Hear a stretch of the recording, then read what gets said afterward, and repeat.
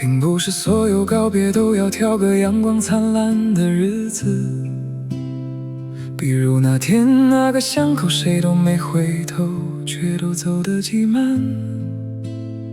我总在夜深人静，偶尔被一张老照片偷袭了心事，才发现那个倔强的混球依然躲在我的骨子里。后来我们都活成了别人口中那个懂事的名字，穿上西装剃掉胡茬妥帖的曾经拥挤的潜力。大家都说算了吧，忘了吧，既然已经到了翻篇的年纪，可我还是没法对那个满身是刺的少年说一句没关系。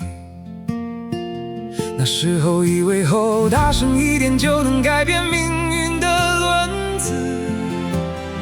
现在的我却只能看着那个傻子慢慢消失。原来还没到和解的年纪啊，心里还有道没关上的篱笆，那些没开出的花，那些没说出的话，依然在每个梦里密密麻麻，并不是非要讨一个说法，只是偶尔还是会疼一下。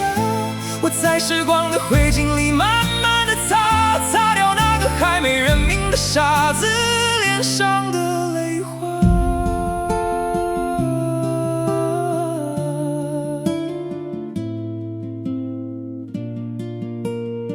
还没和解呢，就陪他再走一段吧。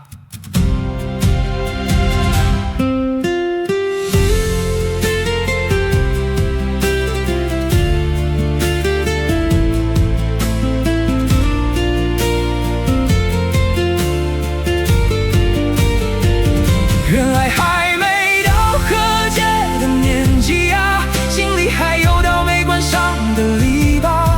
那些没开出的花，那些没说出的话，依然在每个梦里密密麻麻，并不是非要讨一个说法，只是偶尔还是会疼一下。我在时